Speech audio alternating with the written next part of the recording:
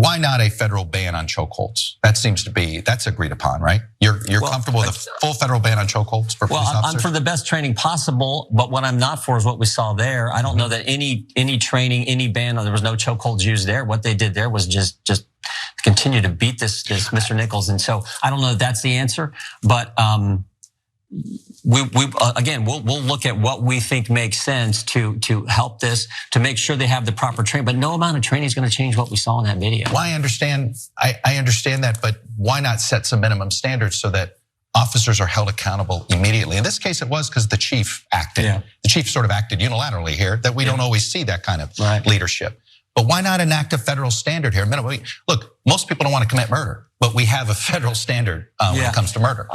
If we can incentivize certain things, I still think you want to keep this at the state and local level. This is a law enforcement issue. You start getting the federal government involved in databases and federalizing things, because the federal government screws it up so many times.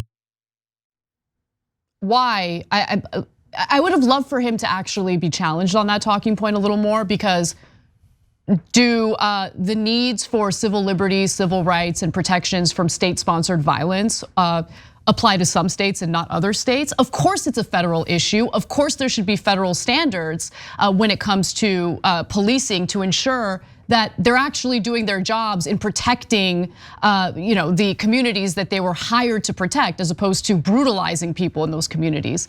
And to me, Cenk, one final thing I'll say about that, it's such a cop-out, because fact of the matter is, what the Republican Party is gonna do in the House in particular over the next 2 years minimum is just BS investigations that are meant to be politicized. They don't care about passing legislation. They don't care about improving anybody's life. So it was a cop-out statement, in no pun intended, in my opinion. I'm curious what you think. Yeah, so look, you just saw them there reject the bare minimum. Can we at least make sure the cops are not choking people to death? And he wouldn't agree to it. It's crazy. And why? He claims states' rights. The states have a better way of doing this. You don't want the federal government. That is identical to the argument that to be fair, Republican and Democratic legislators back in the day made against lynchings, anti-lynching laws. So, and it was a filibuster that prevented federal anti-lynching laws, because conservative legislators, and back then it was mixed, wanted to make sure that at the state level, they could still allow lynching. Now they would have excuses for, we're not trying to encourage lynching. We're just saying that it's really important that the state be able to encourage lynching, okay? And in this case, the same thing for the chokehold, and probably for the exact same reason. And he says, no amount of training is going to fix this. Well, we could try. Yeah. And why would you make that assumption? It's like saying no amount of training will get an engineer to be able to build that bridge. No, that's not true. The proper amount of training will get the engineer to build the bridge and the doctor to be able to do surgery. There's no reason why no amount of training will get cops to not murder people. What a bizarre thing to say. Right. I mean, in fact, it's more damning of the cops than anyone on the left has ever said. I mean, one of the biggest things is doing away with qualified immunity. So there's a little more consistency in punishment when there is a clear case of police using excessive force and brutality. In this case, initially the 5 officers or whatever were fired, but that was because of a unilateral decision by the captain. And that is a rare decision that police captains make, right? More often than not, the police will provide cover for the quote unquote bad apples. In fact, they had former Sheriff Clark on Newsmax arguing that the captain there or the head of the police department there did not protect the cops enough. That she should have waited longer to be able to resuscitate the reputation of the cops. And so he said, of course, they always have an excuse, so that they could receive a fair trial. Right. Well, how about justice for the guy who was killed? Oh, no, that can wait, So there are some other updates that I wanted to share with you about that horrific instance of police brutality. So the New York Times did its own investigation into the commands that the 5 cops were shouting at Nichols as they were beating him, and it's very clear that there was a lot of inconsistency in what they were demanding from him. Officers shouted at least 71 commands during the approximately 13-minute period. The orders were often simultaneous and contradictory. Officers commanded Nichols to show his hands even as they were holding his hands. They told him to get on the ground even when he was on the ground. And they ordered him to reposition himself even when they had control of his body. And I mean, look, that's all very clear in the video. It's clear that they wanted to beat him the way that they beat him, and he lost his life as a result of that beating. He was sent to the hospital in critical condition as a result of that beating. Some other details about Nichols, he had Crohn's disease, and as a result of that, he was very thin for his height. So he's 6'3", 145 pounds. So imagine being beaten by 5 cops with their weapons and everything as a man who weighs so little. Yeah. It's such a heartbreaking story, heartbreaking video. I don't know how anyone can watch that video and provide any cover for the cops there. Well, we're going to get to that. That's the right wing. They're starting to do that now. But on this one, look, the New York Times, it's actually one of the truest articles I've ever read in the New York Times, because as I watched the video, I thought, well, he's doing what you asked him to do. And these kind of miscommunications happen all the time, and they happen on a lower level too. There was, just the most absurd example, but at a bagel shop, a guy comes in, he's gonna take his order, and the guy says, no, you gotta pay first. And then he gets mad as if the guy's insulting him. The guy's like, no, it's standard procedure. And then they get into this fight just over a simple miscommunication. But in this case, as I'm watching it, they keep saying, get on the ground, get on the ground. Like he said it dozens of times when he's already on the ground. He clearly doesn't understand what the hell they're talking about. And as you look at the video, it's maddening. He's already on the ground. But I could tell after a while, and the New York Times said the same exact thing. What they meant is lie flat on your stomach. But they didn't say that until minutes into the beating. They wanted to beat him. At the end of the day, that was what their objective was. And I don't know, man. When he calls out for his mom. Oh, it's impossible to stomach. I can't, because obviously that alone is so heartbreaking, and his mom has to see that, God, I can't. Anyway. Look, to give you a sense of how heart-wrenching that is. So she was at the press conference, and a couple of days ago before they released the video, and that's where she broke down. She said, he was trying to get to me. He was only a couple of steps away, and I couldn't hear him. And they started weeping. Look, that is so hard to deal with. Even Trump called it out. Yeah. A man legendary for having no empathy. It's like, oh, it was tough. The mom thing was tough, right? Yeah, the whole thing was very, very tough, and that certainly was the toughest part of it.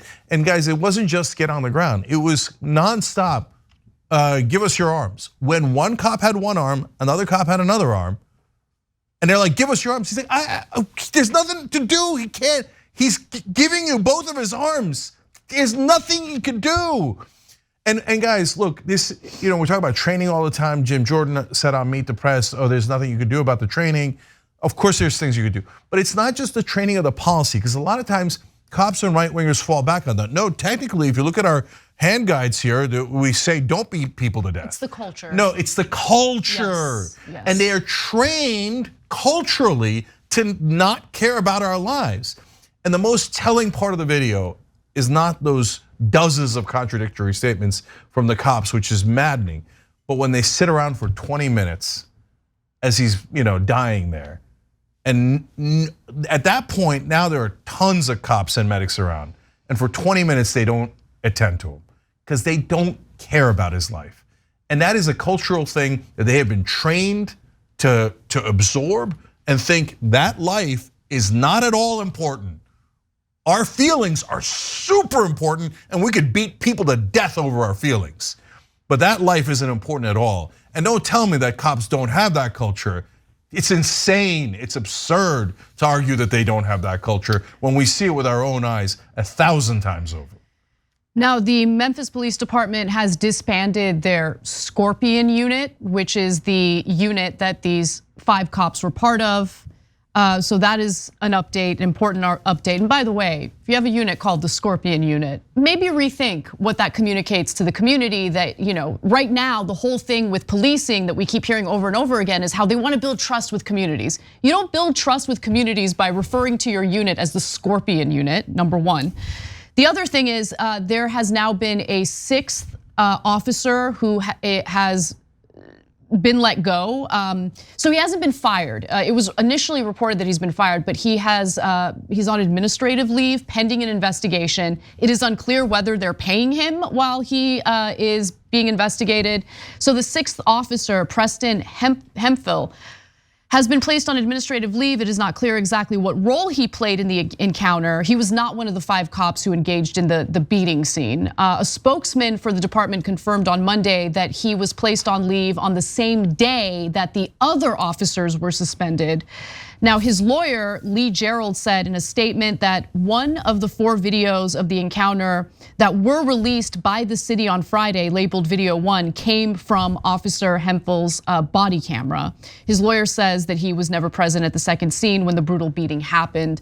But we'll find out more as the investigation continues. But to be clear, in case you missed it, the other 5 cops are facing criminal charges, and there could be additional charges for some of the other officers who were on the scene at the time. There were 2 firefighters on the scene who were also let go. They were relieved of duty because of the way they handled the situation. And so it's a rare instance where you see a horrific example of police brutality and there are actually consequences for the cops involved. I would like to see that in every instance. The lack of consistency when these stories come up is terrifying, honestly. Yeah, it appears that the 6th officer is being placed on leave because he encouraged the beatings on tape, and you could hear him talking about it on the tape. And so they're acting much quicker than usual on all of this stuff. Initially, the police chief said that she would not disband the Scorpion unit.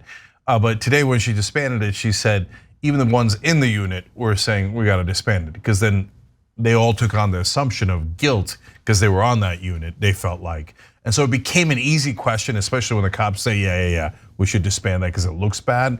But to Anna's point, you should have known when you named a Scorpion and you unleashed these guys. I mean, why don't you just call it, let's go beat up people, and it would be just as like menacing a name. So it's in the culture, guys. And it doesn't mean every cop's a bad cop. It doesn't mean we shouldn't have cops. It means we should fix the culture of policing, that's all. Thanks for watching The Young Turks, really appreciate it. Another way to show support is through YouTube memberships. You'll get to interact with us more. There's live chat emojis, badges. You've got emojis of me, Anna, John, JR. So those are super fun. But you also get playback of our exclusive member-only shows and specials right after they air. So all of that, all you gotta do is click that join button right underneath the video. Thank you.